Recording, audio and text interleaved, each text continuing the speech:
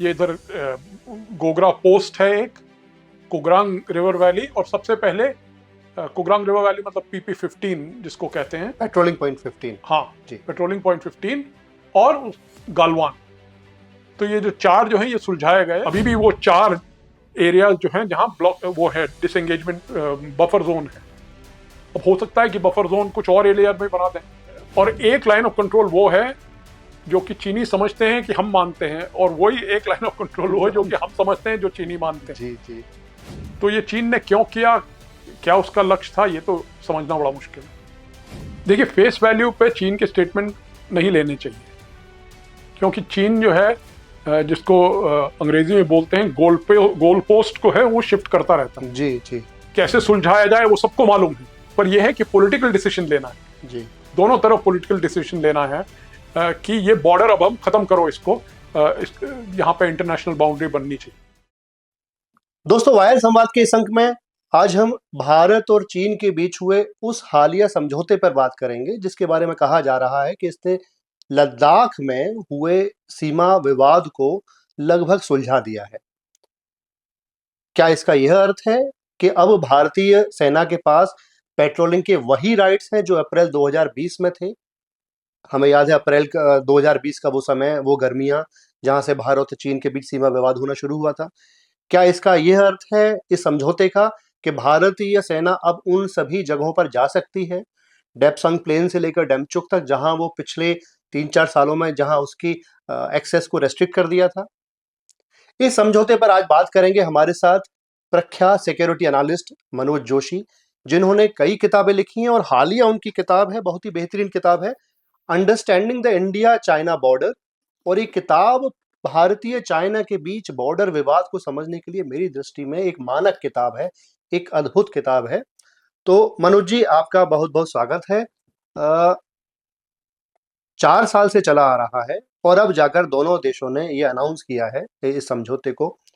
आप इसको समझौते को किस तरह देखते हैं? क्या इसने वह विवाद सुलझा दिया है? देखिए, समझौता जो है भारत और चीन के विषय में अग्रीमेंट होता है लिखित, पर ये लिखित समझौता नहीं है। अभी तक तो कुछ ऐसा हमारे सामने नहीं आया है। ये है कि बातचीत हुई है, और बातचीत में कहते हैं समझौता हो गया है, और भविष्य में ये समझौता जो है ये हमारे सामने पेश किया जाएगा। तो मैं इसको उस विषय में समझौता नहीं मानता हूं जैसे 93 का समझौता था, या 96 का समझौता था, या 2005 का समझौता था, या 2012 का समझौता था, जो कि लिखित थे और वहां पे वो सबके क्लॉज थे 1 2 3 4 कि हम फलाना करेंगे। यहाँ पे ऐसा कुछ हमारे सामने अभी तक नजर नहीं आया है। बहुत कम इंफॉर्मेशन दी गई है इसके बारे में, तो इसके डिटेल्स नहीं है, तो इसका हम अनुमान लगा रहे हैं क्या हुआ है क्या नहीं हुआ। और कोई जॉइंट एग्रीमेंट भी नहीं है, ऐसा भी नहीं है कि दोनों देश जो कह रहे हैं उनकी भाषा में एक सिमिलैरिटी है। भारत कुछ और कहता है, चीन की तरफ से कोई और बयान जारी होता है। अब भारत कह रहा है कि पेट्रोलिंग राइट्स जो हैं लाइन ऑफ एक्चुअल कंट्रोल में दोबारा कायम हो गए हैं। जहां तक कि चीन है, चीन ने केवल ये कहा है कि जो भी विषय थे उनको उनका सुलझाना जो है, उसके सुलझाने में हम साथ हैं, और हम उसकी कोशिश करेंगे, सुलझाने की कोशिश करेंगे। ये कुछ भी कंक्लूसिव नहीं है, लेकिन इसके बावजूद जो है आज की तारीख में भारतीय विदेश मंत्रालय के बयान आए हैं, विदेश मंत्री ने कहा है, राजनाथ सिंह जी ने भी कहा है, रक्षा मंत्री ने। उसके आधार पर आपको क्या लगता है, हम इसका क्या अनुमान लगा सकते हैं? देखिए, इसका अनुमान ये लगा सकते हैं कि एक तो पेट्रोलिंग राइट्स रिस्टोर्ड बोला है, जहां तक कि विदेश मंत्री हैं उन्होंने कहा है डिसएंगेजमेंट हो गया है। डिसएंगेजमेंट हो गया है कि मतलब 6 ऐसे इलाके थे जहां की चीन ने 2020 में ब्लॉकेड लगाए थे। 4 वो जो ब्लॉकेड के इलाके थे वहां पे वो सुलझाए गए 2022 तक। कौन से 4 थे वे? वो थे आपके पेंगोंग का इलाका था, ये इधर गोगरा पोस्ट है एक, कुग्रांग रिवर वैली, और सबसे पहले कुग्रांग रिवर वैली मतलब PP-15 जिसको कहते हैं, पेट्रोलिंग पॉइंट 15। हाँ जी। पेट्रोलिंग पॉइंट 15 और गालवान। तो ये जो 4 जो है ये सुलझाए गए और वहाँ 1.5 किलोमीटर से लेके 10 किलोमीटर तक का फासले के बफर जोन बनाए गए, जहाँ की दोनों तरफ से कोई पेट्रोलिंग नहीं करेगा। पर 2 इलाके रह गए थे। एक था डेप्सांग बल्ज, डेप्सांग प्लेन्स या डेप्सांग बल्ज कहते हैं उसको। वो काफी बड़ा इलाका है, 900 किलोमीटर से भी वर्ग किलोमीटर से भी बड़ा है। और चार्डिंग नाला का इलाका डेमचौक एरिया में, ये 2 रह गए थे। तो अगर हमारे विदेश मंत्री कहते हैं कि डिसएंगेजमेंट हो गया है, तो इसका मतलब कि इन दोनों इलाकों में भी जो ब्लॉकेड चीन ने लगाए थे वो अब उठाए जाएंगे। और जो हमारी पेट्रोलिंग पहले होती थी, पेट्रोलिंग पॉइंट 10, 10, 11, 11A, 12, 13, वहां तक हम दोबारा पेट्रोल कर पाएंगे। और ऐसी भी खबर है कि पेट्रोलिंग किस तरह से होगी, और मेरा अपना अनुमान है कि एक तो ये है कि ये जो समझौता है ये केवल पूर्वी लद्दाख के लिए नहीं है, पूरी लाइन ऑफ एक्चुअल कंट्रोल की बात की गई है। तो इसका मतलब कि पूरब में भी, वहां पे हमने ब्लॉकेड लगाए थे यांगसे में, जब दिसंबर 2023 को वहां पे झड़प हुई थी, वहां पे हमने ब्लॉकेड लगाया था। और असफिला में भी लोग कहते हैं कि ब्लॉकेड हमने लगाया था, चीनी पेट्रोल वहां नहीं आ सकते थे। ये पेट्रोलिंग का मतलब ये होता है कि देखिए, ये 4,000 किलोमीटर की जो लाइन ऑफ एक्चुअल कंट्रोल है, इसमें कुछ 15-20 ऐसे इलाके हैं जहां पे हमारी भी क्लेम है और उनकी भी क्लेम है। ये ऊपर लद्दाख से लेकर पूरे मतलब अरुणाचल, अरुणाचल प्रदेश जी तक। जी, अरुणाचल तक जाती है। तो वहां पे 15-20 ऐसे इलाके हैं जहां पर भी, जहां उनकी भी क्लेम है, हमारी भी क्लेम है। तो हम दोनों जो है समझौते के अनुसार वहां पेट्रोलिंग करते हैं। हम भी पेट्रोल करते हैं, वो भी पेट्रोल करते हैं। और अक्सर पहले क्या होता था कि पेट्रोल जो है आसपास मिलते थे, तो उनके बीच में झड़प टाइप की हो जाती थी। मुझे अब ये लग रहा है कि मैं ये अनुमान लगा रहा हूं कि ये जो समझौता है, इससे ये चीजें कुछ सुलझाई जाएंगी। तो ये पूरे लाइन ऑफ एक्चुअल कंट्रोल में पेट्रोलिंग किस तरह की होगी, कैसे होगी, इस पे भी जो है विचार दिया जाएगा। और एक सुझाव ये था, क्योंकि पूरब में ये, अरुणाचल में ये इम्प्लीमेंट हुआ था, इसको कहते हैं कोऑर्डिनेटेड पेट्रोलिंग। मतलब कि जब हमारा पेट्रोल जाएगा तो हम उनको इतला कर देंगे कि कब पेट्रोल हमारा जा रहा है, और जब उनका पेट्रोल निकलेगा वो भी हमको इतला कर देंगे कि उनका पेट्रोल निकल रहा है। तो बीच में झड़प के चांस जो है, फेस ऑफ जिसे कहते फेस हैं, ऑफ उसकी जिसको संभावना कहते कम हैं, होगी। फेस ऑफ नहीं होंगे। ये सब अनुमान जी है, जी, ये अभी डिटेल्स नहीं है हमारे पास। डिटेल्स नहीं है। और मुझे लगता है ये फेजेस में जो है सामने लाया जाएगा, इसीलिए कोई अग्रीमेंट ऐसी नहीं है। तो ये सब अग्रीमेंट्स जो हैं, इसका मतलब ये है कि जो 1993 से हमने कॉन्फिडेंस बिल्डिंग अग्रीमेंट्स बनाए थे। 1993 में पीस एंड ट्रैंक्विलिटी की एग्रीमेंट थी, 96 में मिलिट्री कॉन्फिडेंस बिल्डिंग मेजर्स की एग्रीमेंट थी, 2005 में वही मिलिट्री एग्रीमेंट के प्रोटोकॉल्स जो हैं वो कंफर्म किए गए थे, 2012 में बॉर्डर डिफेंस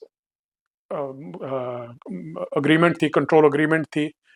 तो ये जब अग्रीमेंट्स जो थी 2020 में, ये कुछ तो कामयाब रही पर कुछ कामयाब नहीं रही, और इसीलिए वो झड़प हुई, और इसीलिए 20 भारतीय सैनिक मारे गए, और लोग कहते हैं कि कम से कम 40 चीनी सैनिक चीनी मारे भी। मारे गए।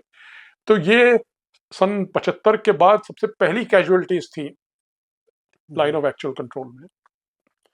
तो अब मुझे लगता है कि दोनों साइड से अब ये तय किया जा रहा है कि कुछ नए सीबीएम होने चाहिए, और कुछ नए सीबीएम के सुझाव अब जैसे, एक तो अभी भी वो 4 एरिया जो हैं जहां ब्लॉक वो है डिसएंगेजमेंट बफर जोन है। अब हो सकता है कि बफर जोन कुछ और एरिया में बना दें। अच्छा, दूसरी बात है, जैसे मैंने आपसे कही कोऑर्डिनेटेड पेट्रोलिंग की, कि कोई ऐसा पेट्रोल जो है, पेट्रोल की जो है तो तारीख तय हो, समय तय हो, ये कह सकते हैं कि पहले 2 हफ्तों में हम पेट्रोल करेंगे, दूसरे 2 हफ्ते में हम, महीने के दूसरे 2 हफ्तों में आप करेंगे। ये सब सुझाव मेरे ख्याल से ये अभी हवा में हैं। ये तो मेरा अनुमान है, पर आगे जाके देख सकते हैं कि क्या होगा। पिछले वर्षों में 2-3 वर्षों में जो बफर ज़ोन्स बनी हैं, इन 4 जगहों के अभी आपने नाम लिए, गलवान और अन्य जगह। क्या इन बफर ज़ोन्स ने भारतीय पेट्रोल को रेस्ट्रिक्ट कर दिया? और अगर हाँ, तो यह जो अब जो समझौता आया है, क्या हमें फिर से उस राइट को रिस्टोर करने में मदद कर पाएगा? देखिए, अब यही बात है, रिस्ट्रिक्ट तो कर दिया। जब बफर ज़ोन का मतलब क्या है? बफर ज़ोन जो है नो पेट्रोल ज़ोन है। हुँ, ना उनका पेट्रोल जा सकता है, ना हमारा पेट्रोल जा सकता है। तो रिस्ट्रिक्ट तो कर दिया है। अब ये दोनों में, हिंदुस्तान और चीन में ये तय करना होगा, क्या आप ये बफर ज़ोन को कायम रखना चाहते हैं? क्या इनको हटाना चाहते हैं और दोबारा जो पुरानी पेट्रोलिंग की जो प्रणाली थी, उसको दोबारा शुरू करेंगे? भारत की तरफ से स्टेटमेंट आ रहे हैं कि ये जो अभी की जो व्यवस्था है, वो सिर्फ डेप्सोंग और डेमचौक पर है, बाकी जो और जगहों पर है, दे रिमेन अनटच्ड। यह हाँ, संकेत तो दिया इसका जा रहा है। मतलब नो पेट्रोल ज़ोन जो है अभी तक जो है, अभी जो है वहाँ पे कोई चेंज नहीं आएगा। जो नो पेट्रोल ज़ोन बन चुके हैं, जी, वो रहेंगे। तो ऐसा होना भारत के हित में है? अब भारतीय हित सेना। में देखिए यही है कि कुछ नो पेट्रोल ज़ोन्स जो हैं, ज़्यादा भारत की क्लेम की टेरिटरी में है। हुँ, हुँ, जो हमने क्लेम किया है हमारी हमारी ओर ज़्यादा, पर जैसे मैंने कहा 5-10 किलोमीटर की बात है। पर कुछ ऐसे इलाके हैं जहाँ की लद्दाखी लोग जो है अपने भेड़-बकरी चराते थे, और वहाँ से कुछ कंप्लेंट आ रही हैं कि हमारे ऊपर जो है रिस्ट्रिक्शन लगाए गए हैं। हम भेड़-बकरी नहीं चरा पा रहे हैं वहाँ पे। तो इस लिहाज से हमारे हित में नहीं है। और जो अभी का जो डेप्संग वाला जो केस है, अ, हम सभी जैसे आपने अभी कहा वो करीब 1000 स्क्वायर किलोमीटर का इलाका है। हुँ। पूरा वास्ट कोल्ड डेज़र्ट है। उसकी स्ट्रैटेजिक सिग्निफिकेंस क्या है? और उसका जो रेज़ोल्यूशन, क्या वर्तमान समझौता उसका नाम तो ले रहा है, क्या उसको भारत के हित में रिज़ॉल्व कर रहा है? देखिए, भारत के हित में तो यही है कि क्योंकि वहाँ पे हमारे पेट्रोल जाते थे, पर चीनियों ने तो सड़क-वड़क बनाई है वहाँ जी, बाकायदा, जी। उसके अंदर। उसका स्ट्रेटेजिक सिग्निफिकेंस यही है कि वो थोड़ा बहुत फ्लैट इलाका है। हाँ? वहाँ पे अ, टैंक इस्तेमाल किए जा सकते हैं, ऐसे बख्तरबंद गाड़ियाँ और ट्रांसपोर्टेशन इस्तेमाल किया जा सकता है। वो उसको बल्ज बोलते हैं क्योंकि वो चीनी टेरिटरी के अंदर को जाता है। पेट जैसे ऐसे करके मुट्ठी के जैसे जी, चीन जी। की टेरिटरी में बना हुआ है। तो चीन ही घबराते हैं कि कहीं भारत यहाँ से कोई अटैक ना हमारे ऊपर करे। वैसे ही भारत घबराता है कि कहीं ये इलाका, इस इलाके को इस्तेमाल करके हमारे हम क्योंकि हमारी वहाँ पे सड़क जो है, डीबीओ से दौलत लेके बेग ओल्डी तक जाती है वो जो सड़क। जो सड़क बनाई गई थी नई, अम, ये डारबुक श्योक जी। रोड जो बनी है, उसके काफी करीब है। हुँ, हुँ। तो उसकी स्ट्रेटेजिक सिग्निफिकेंस यही है कि दोनों साइड जो है डिफेंसिव पर्पसेस के लिए चाहते हैं कि वहां पे उनका नियंत्रण हो। जी, जी। उस जगह पर डेप्सोंग प्लेन पर चाइना कितना क्लेम करता है? नहीं, चाइना तो पूरा क्लेम करता है, करीब करीब बुर्द से एक इलाका है वहां जी, तक जी। उसकी क्लेम है। वो तो बिल्कुल सड़क के करीब, मतलब 4-5 किलोमीटर दूर तक उसकी क्लेम है। इसी से चूँकि हिस्टोरिक क्लेम है, एक टर्म और है, इसे समझाएँ कि लेगेसी इश्यूज़ किस संदर्भ में प्रयोग किए जाते हैं? देखिए, लेगेसी इश्यूज पता नहीं क्यों कहाँ से आए, क्यों इस्तेमाल हो रहे हैं। ये कोई लेगेसी इशू नहीं है। 2020 फरवरी तक हमारी पेट्रोल तो वहां जा ही रही थी। हुँ, हुँ। लेगेसी इश्यूज यही है कि अब लेगेसी इश्यूज तो कई हैं, पूरे लाइन ऑफ कंट्रोल में कई ऐसे इलाके हैं।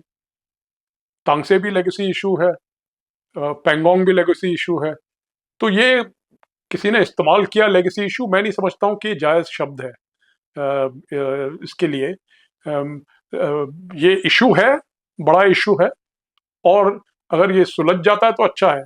अगर हमारी पेट्रोलिंग दोबारा वहां पे कायम हो सकती है, तो हमारे लिए तो अच्छा ही है।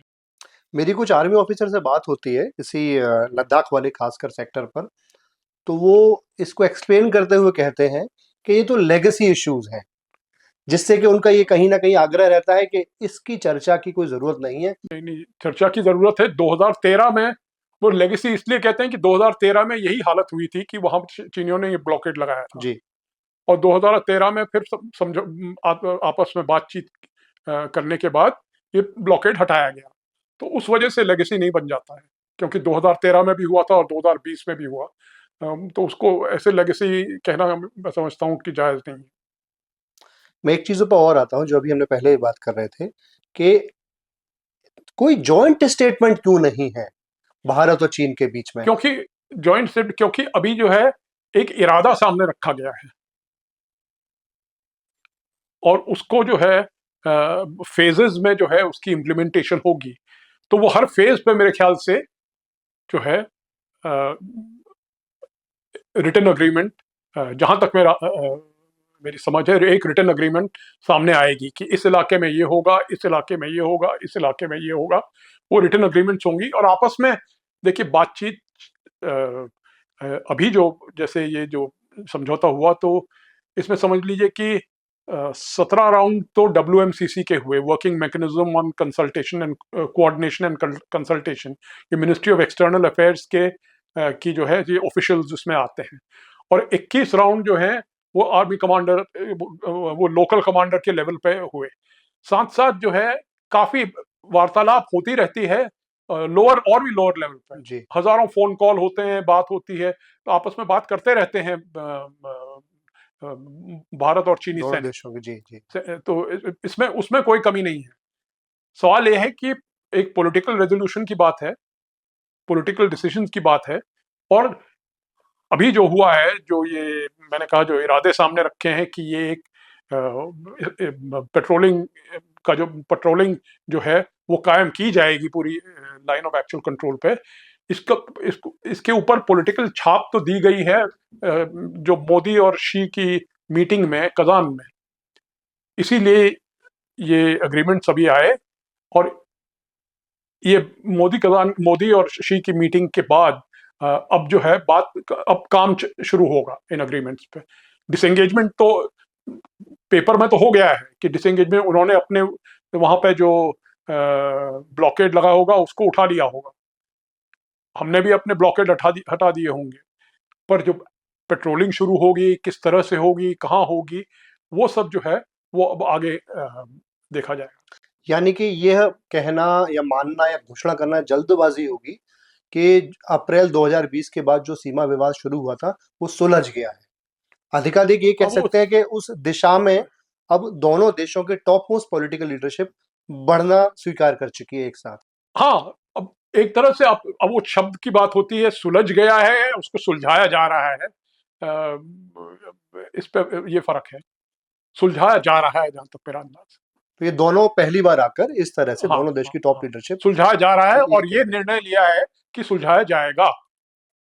हैं एकदम अफर्म है दोनों हाँ इस हाँ इस हाँ इसको लेकर। हाँ। लेकिन फिर भी आप देखें कि भारत और चीन दोनों की जो भाषाएं हैं वो थोड़ी सी भिन्न है। कंप्लीशन भारत ने ये शब्द प्रयोग किया है कजान की उसकी मीटिंग के बाद, लेकिन चीन का जो स्टेटमेंट है उसमें ये नहीं है। तो हाँ, भारत की तरफ से ऐसा प्रतीत हो रहा है कि भारत कुछ एक्स्ट्रा विलिंगनेस दिखा रहा है ये पोर्ट्रे करने के लिए कि रिजॉल्व हो चुका है, जबकि चीन कहीं अधिक गार्डेड है। तो जो भी छोटे मोटे स्टेटमेंट्स आए हैं इंडिया की तरफ से। देखिए वो तो है ही, ये तो जैसे क्योंकि ये एक वर्बल है, मतलब ये केवल बातचीत हुई, इसीलिए मैं आपसे कह रहा हूं कि जब तक लिखित अग्रीमेंट नहीं होगी तब जी तक कुछ जो है सर्टेनिटी नहीं होगी। जी जी जी। लिखित अग्रीमेंट होगी तभी अग्रीमेंट बनती है। हम्म। खाली ये कहने से कि हम ये करेंगे और वो ये करेंगे, वो उससे जो है काम नहीं बनेगा। एक बात बताएं, थोड़ा सा पीछे जाऊंगा 4 साल के इस इतिहास पर कि फिर से हम वापस अभी लौटेंगे समझौते पर कि भारत की पेट्रोल कई जगह रुक गई थी। लगभग 2000 वर्ग स्क्वायर किलोमीटर भारत का जो एक्सेस था वो कम हो गया था। चीन का भी कुछ कम हुआ था क्या कहीं? अब चीन का कम हुआ, अगर चीन ने तो पूरा अक्साई चीन हड़प लिया है, तो उसका क्या कम होगा। तो और वहां जहां तक कि अरुणाचल है, वहां वो कहते हैं कि हमने अरुणाचल अपने कब्जे में रखा है। जहां तक कि चीन का सवाल है, चीनी क्लेम क्या है, मतलब चीनी एलएसी क्या है, ये समझना काफी मुश्किल है, क्योंकि सन 62 की लड़ाई में अ, ऐसी स्थिति आ गई थी कई इलाकों में जहां के ये नहीं पता था कि चीनी कहां तक आए और कहां तक से वापस गए। और अब जो है, जो इन्होंने 2020 में किया, इसका लक्ष्य क्या था, कहां तक जाना था, क्यों जाना था, ये इसकी भी कोई जो है सर्टेनिटी नहीं है क्यों, जी, जी। इसके बारे ये में कि आकस्मिक तो नहीं हुआ था नहीं, क्योंकि 2020 में। कोई, देखिए, कोई ऐसी एग्रीमेंट नहीं है। लाइन ऑफ एक्चुअल कंट्रोल जो है एक नोशनल लाइन है, परसेप्शनल लाइन है। वहां पे कोई, ये हमारा परसेप्शन है। एक लाइन ऑफ कंट्रोल वो है जो कि हम मानते हैं, एक लाइन ऑफ कंट्रोल वो है जो कि चीनी मानते हैं। दोनों में बहुत फर्क है। बहुत फर्क है। और एक लाइन ऑफ कंट्रोल वो है जो कि चीनी समझते हैं कि हम मानते हैं, और वही एक लाइन ऑफ कंट्रोल वो है जो जो हम कि हम समझते हैं जो चीनी मानते हैं। जी, जी। और ये 4000 किलोमीटर का इलाका है, कोई रहता नहीं है वहां पे। हाई ऑल्टीट्यूड रेगिस्तान है, मतलब ऊंचा रेगिस्तान है। तो वहां पे कहना बड़ा मुश्किल है, 5-10 किलोमीटर तो कुछ होता ही नहीं है। हम्म। ऐसे में आपने अभी कहा कि चीन 62 में आ गए, कहाँ तक क्या चाहते थे नहीं पता था, 2020 में जो उन्होंने किया नहीं पता है। हम चीन को और चीन के इन स्टेटमेंट्स को कितना फेस वैल्यू पे ले सकते हैं? देखिए, फेस वैल्यू पे चीन के स्टेटमेंट नहीं लेने चाहिए, क्योंकि चीन जो है, जिसको अंग्रेजी में बोलते हैं गोल पोस्ट को है, वो शिफ्ट करता रहता है। जी, जी। आज वो एक क्लेम करेगा, अब जैसे 2020 की बात है, 2000 अब, या पहले मैं बोलता हूं आपको, गलवान की बात है। जी। चीन ने कभी गलवान और श्योक नदी, गलवान नदी जहां श्योक से मिलती है, वहां पे कभी क्लेम नहीं लगाई थी। वहां पे उनकी क्लेम नहीं थी। ना पुराने नक्शे भी देख लीजिए उनके, सन 62 की लड़ाई के नक्शे भी देख लीजिए, वहां पे क्लेम नहीं थी। पर इस बार उन्होंने क्लेम किया कि पूरी वादी जो है, पूरा जो वैली है गलवान की, वो चीनी क्लेम बना दी। मतलब वो, उसमें 8-10 किलोमीटर का फर्क आ गया। हम्म। पहले 8-10 किलोमीटर पीछे उनकी क्लेम थी, अब 8-10 किलोमीटर आगे आगे। आगे खींच लाए आगे, हैं। मतलब श्योक तक। वो इसलिए किया क्योंकि वहां पे अगर बैठ के, उनके सामने सड़क है, हम्म। क्योंकि वो सड़क जो है वो श्योक नदी की वैली पे जो नई हम बना रहे हैं वो वाली भी है। बन गई है, जी, मतलब सड़क जी, बनी है। जी, जी, तो नई वो सड़क। सड़क वहां से जाती है, तो अगर आप वहां बैठेंगे तो आपके तो सामने सड़क होगी। जी। तो गलवान में उन्होंने ये किया कि मतलब क्लेम जो है, कभी कुछ था और कभी कुछ हो गया। तो ऐसे ही कई ऐसे इलाके हैं जहां की उनकी क्लेम जो है बदलती रही है। हालांकि उन्होंने 1960 में, जहां तक कि पश्चिम का इलाका है, यहां पे हमको कुछ उन्होंने वो भी दिए थे, लैटिट्यूड लॉन्गिट्यूड, मतलब कोऑर्डिनेट्स दिए थे।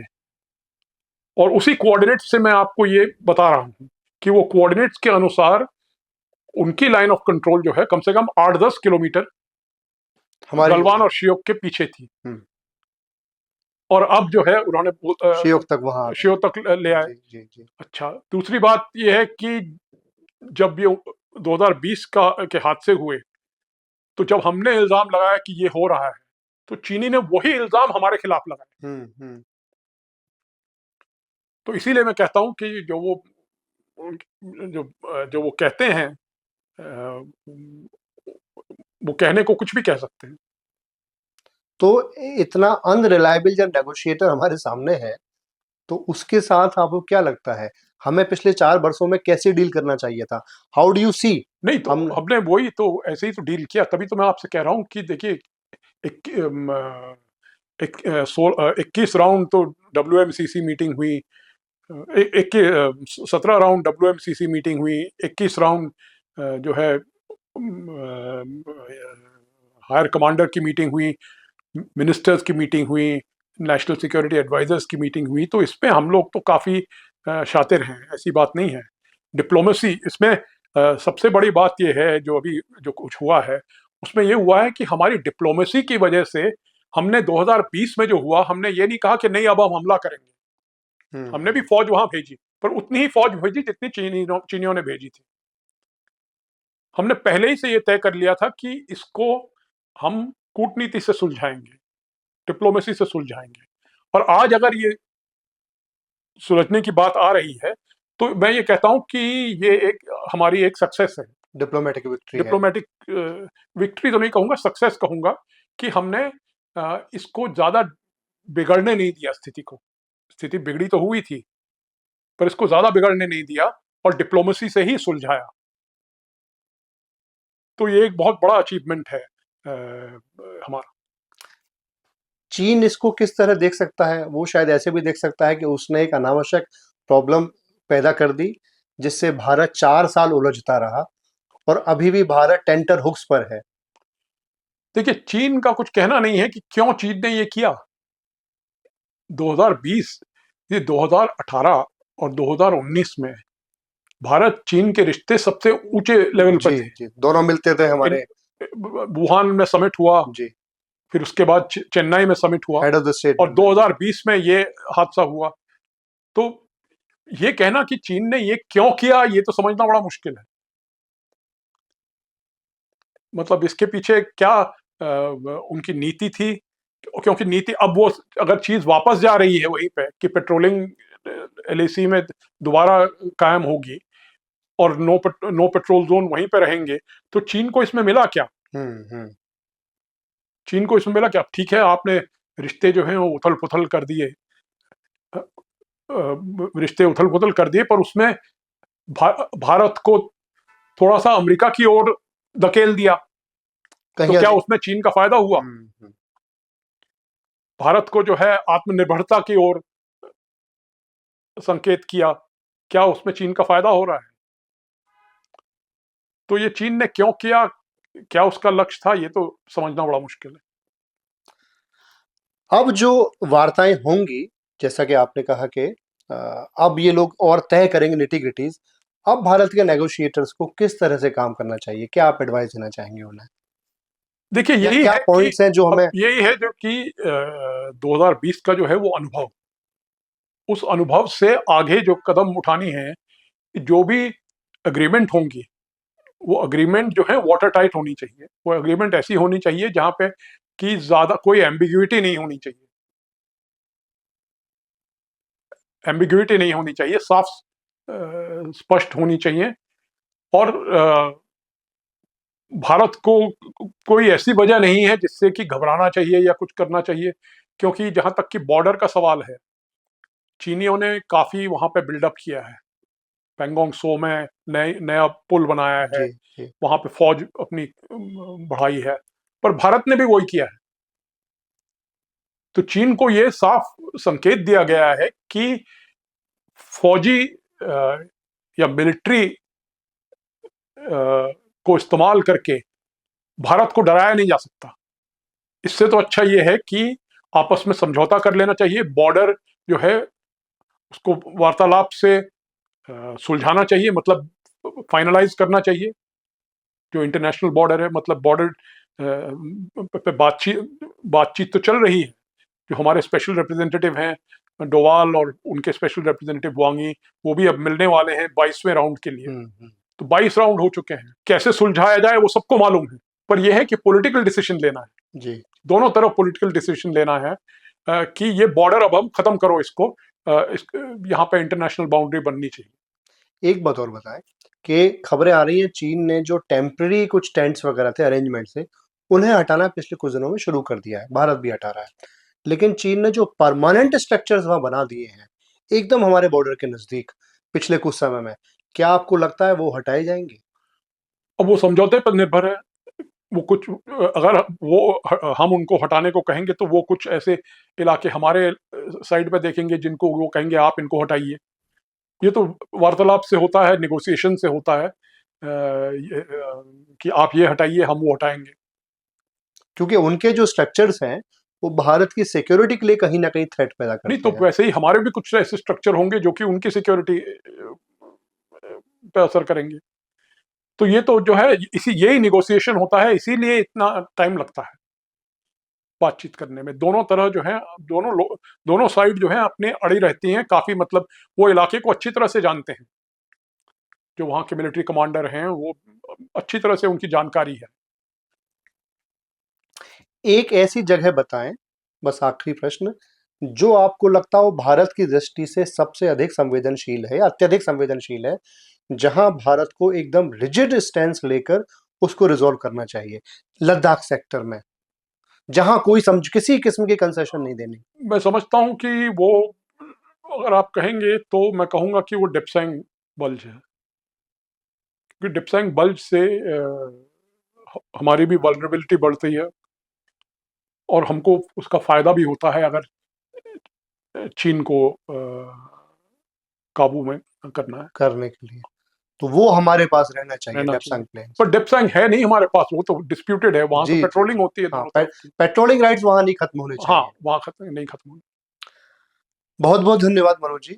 और हम उम्मीद कर सकते हैं, जैसा कि अभी बात हुई, कि आगे जो भी इस समझौते का क्रियान्वयन हो उसमें माइन्यूट डिटेल्स थ्रेश आउट की जाएं और सब कुछ लिखित में हो, पूरी बारीक डिटेल्स में हो, जिससे कि भारतीय हित इस पूरी सीमा पर कतई प्रभावित न हो।